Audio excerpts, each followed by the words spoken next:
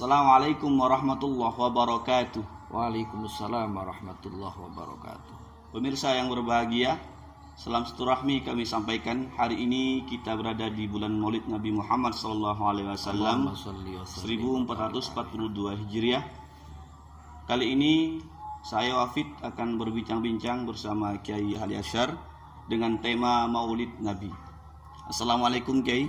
Assalamualaikum warahmatullahi wabarakatuh. Di bulan Maulid ini, utamanya orang Indonesia itu banyak merasakan, mengungkapkan kegembiraan terhadap kelahiran Nabi itu dengan berbagai macam acara Maulid, baik dari instansi maupun lembaga kemasyarakatan. Sebenarnya apa itu Maulid? Silakan Kiai. Terima kasih para muhibbin semuanya. Maulid Rasulullah Shallallahu Alaihi Wasallam itu artinya memperingati hari lahirnya baginda Rasulullah Shallallahu Alaihi Wasallam. Jadi Maulidun itu isim zaman, isim makan, artinya hari kelahiran. Bisa juga diartikan tempat kelahiran. Kita fokus di rasa syukur kita atas kelahirannya baginda Rasulullah Shallallahu Alaihi Wasallam. Orang Indonesia ini kadang menyebutnya bukan hanya maulid tapi maulud. Nah, kalau mauludun itu isim maf'ul, artinya sosoknya. Jadi orang yang dilahirkan. Bahkan orang Bawean menyebutnya mulut, itu dari kata maulud. Jadi sama-sama benarnya, tidak usah diperdebatkan. Jadi memperingati maulid artinya menampakkan rasa syukur atas kelahiran baginda Rasulullah Shallallahu Alaihi Wasallam. Kenapa? Karena kita ini satu umat beliau, ini harus disyukuri. Karena umat-umat yang lain itu iri dengan umat Rasulullah Shallallahu Alaihi Wasallam. Bahkan bukan hanya umat Nabi dan Rasul lain, sak nabi-nabinya, sak rasul-rasulnya itu pengen menjadi umatnya Rasulullah Shallallahu Alaihi Wasallam, seperti yang disampaikan oleh Nabi Musa. Itu. Terima kasih Kiai. Selanjutnya, ketika kita tadi sudah mendengarkan yang disampaikan oleh beliau bahwa Maulid itu merupakan sebuah ungkapan rasa syukur terhadap hari kelahiran Nabi Muhammad SAW. Di lain acara ada juga kegiatan haul sebagai memperingati hari wafatnya para ulama. Apa bedanya? Kenapa Rasulullah diperingati maulidnya, sedangkan para ulama diperingati haulnya? Terima kasih. Jadi kalau Rasulullah Shallallahu Alaihi Wasallam itu lahirnya saja itu sudah membawa keberkahan dan kemanfaatan yang luar biasa. Itu baru lahirnya saja.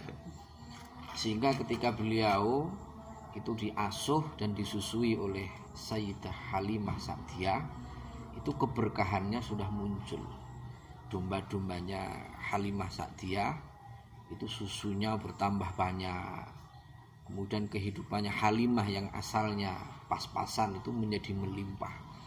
Itu padahal beliau masih kecil, masih susuan. Kelahiran beliau itu sudah membawa rahmat dan keberkahan. Sementara selain beliau, umat-umatnya ini belum, begitu lahir belum diketahui kedepannya kayak apa, belum diketahui. Baru diketahui manfaatnya itu setelah dia besar, ilmunya banyak, kemudian diajarkan ke orang lain, hartanya banyak, disedekahkan kepada orang lain, punya jabatan, kemudian dimanfaatkan untuk kemaslahatan orang lain, dan semua faktor-faktor yang berujung kepada manfaat kepada orang lain, sehingga orang lain merasa berhutang budi harus membalas jasa-jasa ulama ini, sehingga kemudian hari wafatnya itu diperingati atau kita sebut istilah haulan dalam rangka untuk menghidupkan kembali keteladanan ulama ini. Keteladanannya, perjuangannya, luasnya ilmunya, kedermawanannya, itu semuanya diperingati dalam rangka sebagai uswah.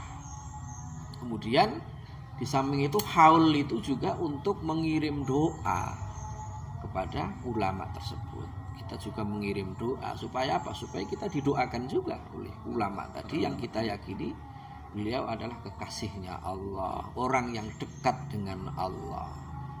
Nah, itu bedanya. Kalau Rasulullah Shallallahu Alaihi Wasallam memang bukan bandingan umatnya, beliau manusia pilihan, rasul pilihan, sayyidul anbiya wal mursalin. Dari lahirnya saja membawa keberkahan, remajanya membawa keberkahan, dewasanya membawa keberkahan dan manfaat, sampai beliau diutus menjadi nabi dan rasul. Kemudian wafatnya sampai hari ini kita akan selalu mencari keberkahan dan syafaat dari beliau Rasulullah sallallahu alaihi wasallam. Selanjutnya Kiai, dari kegiatan maulid yang tiap tahun kita laksanakan, apa sebenarnya hikmah yang dapat diambil dari kegiatan maulid ini? Yang pertama, kita menampakkan rasa cinta itu. Karena ridha Allah itu kita harapkan dari rasa cinta kita ini. Kalau kita cinta ya semoga-moga lah kita masuk dalam rombongan beliau. Amin. Cinta saja. Yang kedua, kita mengharapkan syafaat beliau. Syafaat itu artinya pertolongan. Itu kita harapkan. Tanpa syafaat dari baginda Rasulullah Sallallahu Alaihi Wasallam, kita ini tidak ada apa-apa.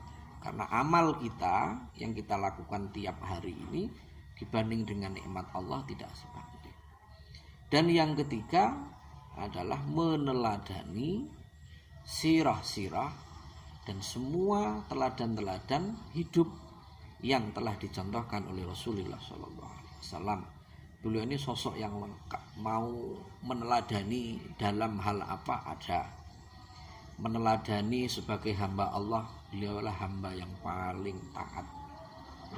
Meneladani beliau sebagai seorang laki-laki atau suami, beliau adalah suami yang sangat bertanggung jawab. Meneladani beliau sebagai seorang guru, beliau adalah maha guru.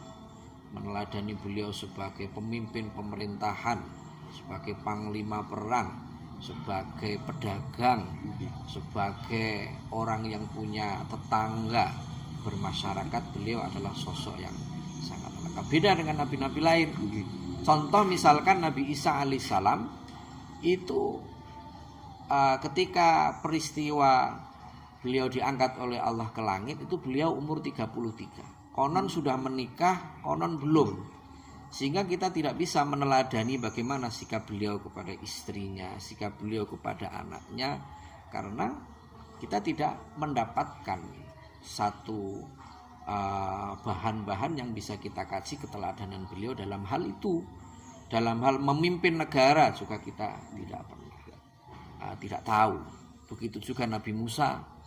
Jadi kalau kita pengen meneladani secara lengkap, ada di sosok baginda Rasulullah Sallallahu Alaihi Wasallam. Terima kasih Kiai atas kajiannya sama-sama. tadi. Pemirsa, itulah tadi kajian bersama Kiai Ali Ashar tentang tema Maulid Nabi Muhammad SAW, dengan harapan semoga kita semua nanti mendapat syafaat beliau di hari kiamat. Amin ya rabbal alamin. Kami undur diri, mohon maaf atas segala kesalahan kekhilafan. Wassalamualaikum warahmatullahi wabarakatuh. Waalaikumsalam warahmatullahi wabarakatuh.